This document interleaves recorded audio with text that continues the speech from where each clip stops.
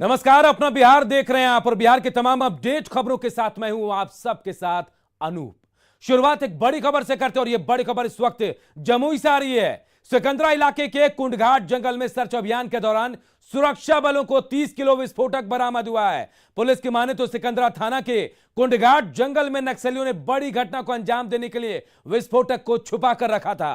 Plastic के बड़े बड़े डिब्बे में विस्फोटकों को रखा गया था। पुलिस और एसएसबी के जवानों को यह कामयाबी मिली है। बताया जा रहा है कि बरामद विस्फोटक अमोनियम नाइट्रेट है और जिससे आईडी बम तैयार होता है। एसपी के मुताबिक नक्सली बड़ी घटना को अंजाम देने की फिराक में थे, लेकिन पुलिस की मुस्तैदी ने उनके नापाक मंसूबों पर पानी फेर दिया है। दो तस्वीरें देखिए, दो डब्बे में विस्फोटक को कैसे छिपा कर रखा गया था। जंगल से ये विस्फोटक बरामद किए गए हैं। जमुई में ये बड़ी कामयाबी सुरक्षा बलों को मिली है। पुलिस ने सर्च अभियान जारी रखा है। दो तस्वीरें देखिए, आप देखकर आप समझ सकते हैं कितना बड़ा जखीरा विस्फोटकों का। और कहा जा रहा है कि किसी बड़ी घटना को अंजाम देने की फिराक में यहां नक्सली थे, लेकिन उनके मंसूबों को सुरक्षा बलों ने नाकाम कर दिया। जैसा आपको पता होगा कुछ दिन पहले चंद्रमंडी में भी विस्फोटक मिला, झाझा में मिला। ये उसी की कड़ी में हमारी टीम जो इन्फॉर्मेशन नेटवर्क रहता है उसी की कड़ी में ये हुआ है। सिकंदरा में आपको मालूम होगा कि इलेक्शन पूरी हो चुकी है। ये पुलिस की अपनी सफलता है जो एसएसबी और जिला पुलिस मिलकर की है। और निश्चित रूप से विस्फोटक इसलिए लाया जाता है कि उसका इस्तेमाल करें गलत, लेकिन हम लोग चौकस हैं और हर चीज़ों पे निगाह है हमारी। कितना विस्फोटक बरामद हुआ है? 30 केजी है, दो डब्बे में मिला है, लगभग 30 केजी। तो 30 किलो विस्फोटक आप समझ सकते हैं किसी बड़ी घटना को अंजाम देने की फिराक में नक्सली थी, लेकिन समय रहते पुलिस ने कार्रवाई की, सर्च अभियान चला और देखिए दो डब्बों से ये भारी विस्फोटक बरामद किए गए हैं। हालांकि पुलिस अभी भी सर्च अभियान चला रही है। कुंडघाट जंगल से विस्फोटक का ये जखीरा बरामद किया गया है और पुलिस इसे बड़ी कामयाबी मान रही है। आप 30 किलो ये जखीरा बताया जा रहा है इस विस्फोटक का, और बताया जा रहा है कि किसी बड़ी घटना को अंजाम देने की फिराक में नक्सली थे। सिकंदरा के कुंडघाट जंगल से पुलिस ने इसे बरामद किया है और बड़ी सफलता पुलिस के लिए। एसएसबी और जिला पुलिस ने कुंडघाट में यह बड़ी कार्रवाई की है। और केसी कुंदन हमारे सहयोगी इस खबर पर हमारे साथ जुड़े हैं। कुंदन, 30 किलो विस्फोटक का मिलना अपने आप में ही बता रहा है कि कितनी बड़ी घटना को अंजाम देने की फिराक में थे नक्सली, और क्या कुछ जानकारी मिल पाई है? जी अनु, बता दूं कि जिले में पंचायत चुनाव चल रहा है और जो इलाका जो जंगल से सटा हुआ है वहां पर जो बातें आ रही हैं कि नक्सलियों की मूवमेंट की सूचना के बाद सर्च अभियान चलाया जा रहा है। और बता दें कि कमोबेश अगर देखा जाए तो मोस्टली प्रखंड जो है जंगली और पहाड़ों के इलाके से घिरे हुए हैं, तो पुलिस को इनपुट के आधार पर सर्च अभियान चला रही है। और हाल के दिनों में अगर देखा जाए तो चंद्रमंडी, झाझा, फिर सिकंदरा इलाके के जंगल से ये विस्फोटक बरामद हुआ है। तो जो बातें आई है सामने कि ये आईडी बम बनाने की तैयारी है, मतलब जो विस्फोटक अमोनियम नाइट्रेट है उसमें कुछ जिलेटिन और डेटोनेटर को यूज करके ये आईडी बम बनाया जाता है और ये उसका इस्तेमाल गलत इस्तेमाल किया जाता है नक्सलियों के द्वारा। ये विस्फोटक जो रखा हुआ था, जो सूचना है, विस्फोटक उसी मंसूबे के लिए रखा गया था, लेकिन सर्च अभियान के दौरान ये बरामद किया गया है। और बता दें कि पंचायत चुनाव को लेकर विशेष तौर पर पुलिस यहाँ पर एक्टिव है। एसएसबी के द्वारा लगातार सर्च अभियान चलाया जा रहा है, जिसका यह नतीजा है। जी अनु। कुंदन, क्या ये जानकारी मिल पाई कौन सा नक्सली संगठन है, कौन इस इलाके में सक्रिय है, जिनकी इसमें संलिप्तता हो सकती है? जी अनुभव, अगर बात किया जाए तो बीते कुछ 2-3 सालों में अगर देखा जाए तो नक्सली संगठन इलाके में कमजोर हुए हैं और खास करके जो चकाई, गिरिडीह और नवादा और ये जमुई सिकंदरा का जो इलाका है, जो जंगली क्षेत्र है, वहां पर अरविंद यादव का दस्ता वहां पर एक्टिव रहता है और वैसे प्रवेश का दस्ता एक्टिव रहता है। तो जो इनपुट पुलिस को मिलती है कि कोई नक्सली दस्ता उधर मूवमेंट तेज कर दी है तो उसके बाद सर्च अभियान चलाया जाता है। लेकिन जो बताया जा रहा है कि जो सीमावर्ती क्षेत्र है, कई बार ऐसा हुआ है कि पुलिस बल तो वहां पहुंचती है लेकिन उससे पहले नक्सली वहां से निकल जाते हैं। लेकिन पुलिस लगातार इस इलाके में सुरक्षा बलों के द्वारा की कार्रवाई की जा रही है। जैसा कि एसपी ने बताया है कि यह लगातार अभियान चलते रहेगा, क्योंकि पुलिस को आशंका है कि अगर नक्सली कहीं पंचायत चुनाव के दौरान किसी बड़ी घटना को अंजाम न दे रहे। फिलहाल एसपी का कहना है कि सर्च अभियान लगातार जारी रहेगा। कुंदन, अगर ये बड़ा जखीरा मिला, 30 किलो विस्फोटक मिले हैं, तो जाहिर है आसपास से नक्सलियों का डेरा भी होगा। क्या अब भी सर्च अभियान चल रहा है? किसी की गिरफ्तारी की कोई बात सामने आई? जी अनूप, जैसा कि अभी जो जानकारी मिली है, उस इलाके से अलग दूसरे इलाके में सर्च अभियान शुरू कर दिया गया है। बहुत सारी ऐसी बातें होती है जो सुरक्षा बल या उसे डिपेंडेंट जो अधिकारी है, या एसएसपी के अधिकारी है या पुलिस अधिकारी है, ये सिक्योरिटी पॉइंट ऑफ व्यू से बहुत चीज क्लियर नहीं करते हैं। लेकिन उनका कहना है बिल्कुल, कि चलिए, उस इलाके में बहुत बहुत शुक्रिया इस तमाम जानकारी के लिए आपका।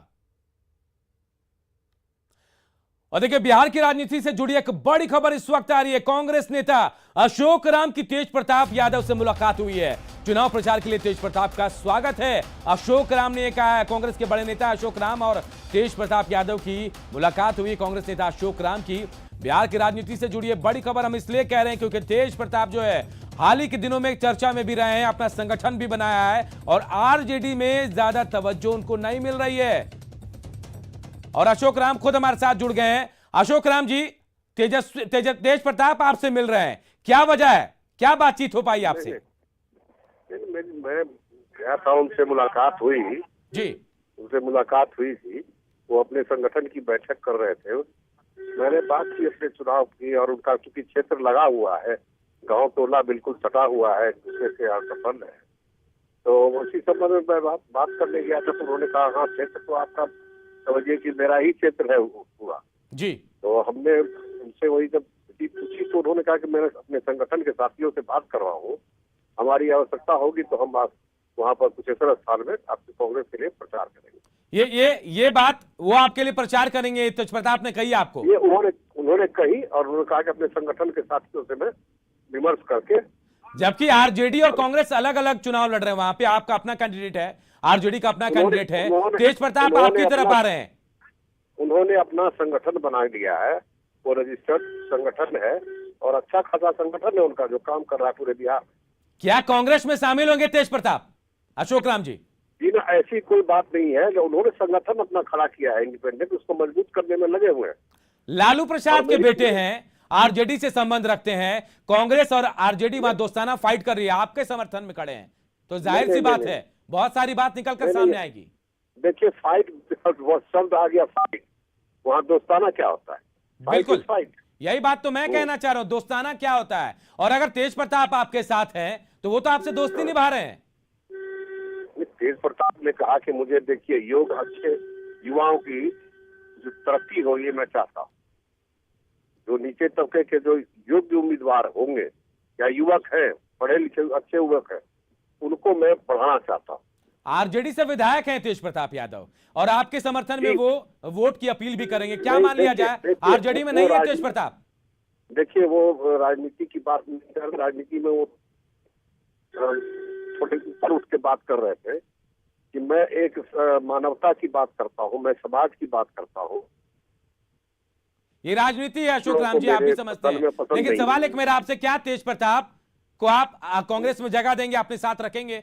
देखिए कांग्रेस में जगह की बात तो वो हमारे जो ऊपर के पदाधिकारी होते हैं, नेतागण हैं, वो लोग तय करते हैं, ये तो अलग बात है, उससे मेरा कोई सरोकार नहीं है। और तेज प्रताप जी का क्या निर्णय होगा, ये उनका अपना है निर्णय। राजनीति मौके की सियासत आप भी समझते हैं, टाइमिंग को लेकर सवाल उठ रहे हैं क्योंकि तेज प्रताप को आरजेडी में तवज्जो नहीं मिल रही है। आरजेडी के विधायक है लेकिन आपके लिए प्रचार करने की बात कर रहे हैं, जाहिर है उनका झुकाव आपकी तरफ हो रहा है। नहीं, वो व्यक्तिगत या पार्टी की बात तो उन्होंने नहीं बताई। उन्होंने कहा कि समाज के जो निचले वर्ग के युवक है, योग्य युवक, उनको मैं बढ़ावा देना चाहता हूँ। क्या आरजेडी में समाज के तबके के गरीब गुरबा नहीं है, युवा नहीं है, क्यों कांग्रेस में ढूंढ रहे हैं? जो उनकी नजर में कम है, वहाँ इस तरह की भावना कमी आई है, और इसीलिए वो थोड़ा। आपको क्या लगा अशोक राम जी, क्या ऐसा लग रहा है कि भविष्य में तेज प्रताप आपके साथ आएंगे? उनकी विचारधारा बड़ी उदार है और बड़ा स्पष्ट है, स्पष्टवादी है, और बिल्कुल आध्यात्मिक व्यक्ति है, इसलिए झूठ भी नहीं बोलते हो। जो भीतर की अशोक राम जी, एक सवाल शिवानंद तिवारी ने कहा था कि आरजेडी में तेज प्रताप नहीं है, क्या वो बात साबित हो रही है? आप कैसे देखते हैं इसे? नहीं, मैं जब मिला उस दिन तक तो वो आरजेडी में ही थे, ऐसी तो कोई बात नहीं थी, आरजेडी में ही थे, लेकिन वो अपने संगठन की बात ज्यादा कर रहे थे। लेकिन संबंध तो उनका आरजेडी से ही है ना, आरजेडी के विधायक हैं और वो आपकी तरफ जा रहे हैं, ये कुछ लग रहा है आपको कि आने वाले भविष्य में कुछ संकेत मिल रहे हैं? देखिए, ये तो उनकी बात है, वो अपने दल के बड़े नेता हैं। आप चाहते हैं अशोक राम जी कि तेज प्रताप आपकी पार्टी में आए? मैं तो यहाँ अपने क्षेत्रीय होने के नाते, हमारे पड़ोस के क्षेत्र के हैं, मेरा भी पुराना क्षेत्र रहा है उनका हसनपुर, तो मेरी तो पूरी भावना, बल्कि चुनाव में हम लोगों ने भी काफी काम किया था। और मेरा अपनी जुड़ा पार्टी हुआ के क्षेत्र कैंडिडेट को हराने के लिए वो आपके साथ आ रहे हैं, आपके बेटे वहां से चुनाव भी लड़ रहे हैं, तो जाहिर है अपनी पार्टी में विद्रोह का बिगुल फूंक रहे हैं वो। देखिए, ये तो तेज प्रताप जी जरूर बताएंगे, उसमें कुछ वो उन्होंने कहा भी है, कुछ चर्चा भी अपने साथियों से कह रहे थे कि मैं तो अपना घोषणा करूंगा तो बाजाप्ता करूंगा। आपको नहीं लग रहा कि मौके की सियासत कर रहे हैं तेज प्रताप? अब ये तो तेज प्रताप जी से आप पूछ सकते हो। तो ऐसा लग रहा है कि बहुत सारी बातों को आप बताना नहीं चाह रहे हैं, और जाहिर है संभावनाओं का खेल है राजनीति, और यहाँ संभावनाएं शायद तलाश रहे हैं तेज प्रताप। आरजेडी में संभावनाएं नहीं मिल रही हैं, कांग्रेस में मिलेंगी क्या? देखिए, कांग्रेस बड़ी पार्टी है और यहाँ पे संभावनाएं सबके लिए होती है, ऐसा नहीं है। जिसमें सामर्थ्य है, जो सक्षम है, जो योग्य है, वो सबको मौका मिलता है, सबको सब अपनी पहचान और जगह बनाने का मौका मिलता है। क्या आप उनको बुला रहे हैं प्रचार के लिए? देखिए, मैं तो अगर जैसा उन्होंने एक संकेत दिया था, तो मैं जरूर अपना सिग्नल भेजूंगा और बात करूंगा कि अगर आप आएंगे तो अच्छा, हमें हमारे लिए अच्छा होगा। हालांकि आपने ही कहा कि उन्होंने पूछा था कि मेरी मदद की जरूरत हो तो मैं जरूर आऊंगा, तो आप तो बुलाएंगे उन्हें, तो जाहिर है। मैंने जरूर मैं आग्रह करूंगा, उन्होंने कहा कि मैं आग्रह फिर से करूंगा, लेकिन उन्होंने कहा कि आने का समर्थन का मैं बाजाप्ता घोषणा करूंगा। तो ये तो समर्थन ही है अशोक जी, सीधे तौर पर, खुले तौर पर आपके साथ आपके बेटे का समर्थन कर रहे हैं वो। उन्होंने कहा मैं बाजाप्ता करूंगा, कोई भी काम मैं कोई छुप के नहीं करता हूं। चलिए, लेकिन घोषणा तो नहीं की, आपसे मुलाकात की, आपके साथ बातचीत भी हो गई है, आप जैसा बता रहे हैं कि उन्होंने ऑफर दिया है कि आप मुझे बुला सकते हैं। व्यक्तिगत मुलाकात थी, उसमें कोई बहुत ज्यादा राजनीतिक उसको नहीं तूल दिया जा सकता है। लेकिन जिस तरह, चलिए बहुत बहुत शुक्रिया आपका, लेकिन जो संकेत मिल रहे हैं, ऐसा लग रहा है कि तेज प्रताप कांग्रेस से विद्रोह के लिए मुखर हो गए हैं, माफ कीजिएगा आरजेडी से मुखर हो गए हैं, और अब कांग्रेस की तरफ उनका झुकाव ज्यादा हो रहा है। अशोक राम से मुलाकात की है कांग्रेस के नेता, और उनके बेटे कुशेश्वर स्थान से उम्मीदवार हैं कांग्रेस की तरफ से।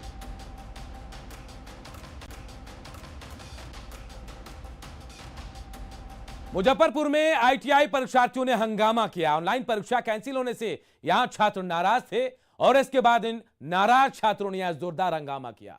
राम दयालु स्थित सेंटर पर परीक्षा कैंसिल होने से इन नाराज छात्रों ने हंगामा किया। बाद में हंगामा कर रहे प्रदर्शनकारियों पर पुलिस ने लाठीचार्ज भी किया है। तस्वीरें भी हम आपको दिखा रहे हैं मुजफ्फरपुर की, जहां पर आईटीआई छात्रों ने जोरदार हंगामा किया है। ऑनलाइन एग्जाम था इनका, लेकिन एग्जाम कैंसिल हुआ, जिसके बाद नाराज परीक्षार्थियों ने हंगामा किया। राम दयालु स्थित सेंटर पर परीक्षा कैंसिल हुई थी। नाराज छात्रों ने जब हंगामा किया, पुलिस ने इनको मनाने की कोशिश की। जब ये नहीं माने तो प्रदर्शनकारियों पर पुलिस ने लाठीचार्ज भी किया है।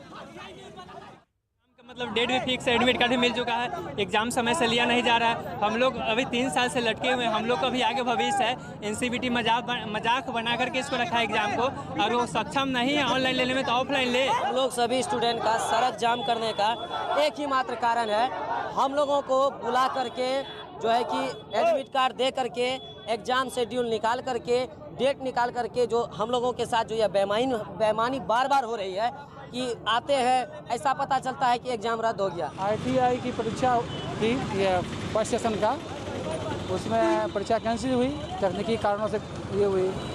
अब ये लोग जो पहले मांग किए कि भाई हमारी बात रखी जाए, मीडिया के माध्यम से आप लोग आए, उनके में कुछ असामाजिक तत्व घुस गए। वो चाह रहे थे कि आगजनी करें रोड पे और लोगों को जो है आवागमन बाधित करें। ये तो बिल्कुल जो है गैर कानूनी हो जाएगी ना, उन्हें जो है हटाया गया। नहीं, थोड़ा बलपूर्वक क्या लाठीचार्ज नहीं करना पड़ा। और अगली खबर भी मुजफ्फरपुर से है, जहां एलपीजी सिलेंडर में लीकेज की वजह से घर में आग लग गई। घटना कांटी के रतनपुरा गांव की है, जहां आज ही गरीब के घर में एलपीजी सिलेंडर आया था और लगाने के दौरान लीकेज की वजह से यहां आग लग गई। इससे पूरा घर का सामान जलकर राख हो गया। घर से धुआं निकलते देख लोग आनन फानन में मौके पर पहुंचे और आग बुझाने का काम शुरू हुआ। लोगों ने सबसे पहले जलती झोपड़ी से सिलेंडर को निकाला जिसमें आग लगी थी। लोगों ने जलती सिलेंडर को निकालकर पानी में डाल दिया। घटना की सूचना पर दमकल की टीम भी पहुंची, लेकिन तब तक सब कुछ जलकर खाक हो चुका था। गैस लिए कसने गए, चेक किए तो पकड़ लिया है आग। आजे लिए थे। फर्स्ट कनेक्शन ना फर्स्ट नहीं था, माने ये बेर आया है टंकी अथी से, कांटी से। वो कहाँ से लिए थे? कांटी से आया है। नया था सब चीज। हाँ, कमजोरी है जो घटिया किस्म का गैस रेगुलेटर पाइप सिलेंडर वितरण किया गया है। आज ही उसका प्रथम बार जलाया है जिसमें रेगुलेटर लीकेज मिला और उससे आग लग गया, जिसके कारण वो गरीब का पूरा घर जल के नष्ट हो गया। खबर दानापुर के बेहटा से, जहां सवाजपुर गांव में करंट लगने से 2 लोगों की मौत हो गई, जबकि 3 लोग गंभीर रूप से झुलस गए हैं। मृतक की पहचान उपेंद्र कुमार और उनकी पत्नी नीलू देवी के रूप में हुई। हादसे के बाद गुस्साए लोग बेहटा स्थित पावर ग्रिड पहुंच गए। यहां भारी हंगामा भी किया। नाराज लोगों ने मुआवजे की मांग को लेकर अगजनी कर रोड को जाम भी किया। कुछ उग्र लोग बिजली ऑफिस में घुस गए और वहां जमकर तोड़फोड़ भी की है। मौके पर मौजूद पुलिस उग्र लोगों को रोकने की कोशिश कर रही थी, लेकिन लोग मानने को तैयार नहीं। लोग इस घटना के लिए बिजली विभाग को जिम्मेदार मान रहे हैं। लोगों का कहना है कि बिजली का तार गिरा हुआ है जिसमें करंट आ जाता है। उन्होंने बार बार विभाग को इसकी जानकारी दी, लेकिन गड़बड़ी को ठीक नहीं किया गया, जिसकी वजह से ये हादसा हुआ है।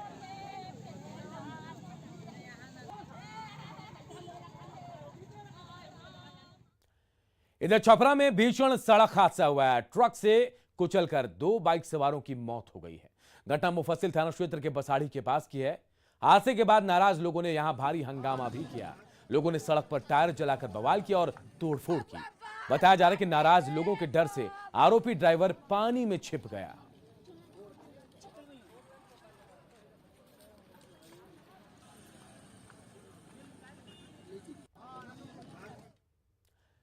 श्रीनगर के भागलपुर के जगदीशपुर के वादे सैदपुर निवासी वीरेंद्र पासवान की आतंकियों ने हत्या कर दी, जिसके बाद से परिवार पर दुखों का पहाड़ टूट पड़ा। हैरानी की बात तो यह कि अभी तक कोई भी प्रशासनिक अमला या राजनीतिक शख्सियत इस परिवार का हाल जानने नहीं पहुंचा। देखिए हमारे सहयोगी आशीष रंजन की रिपोर्ट।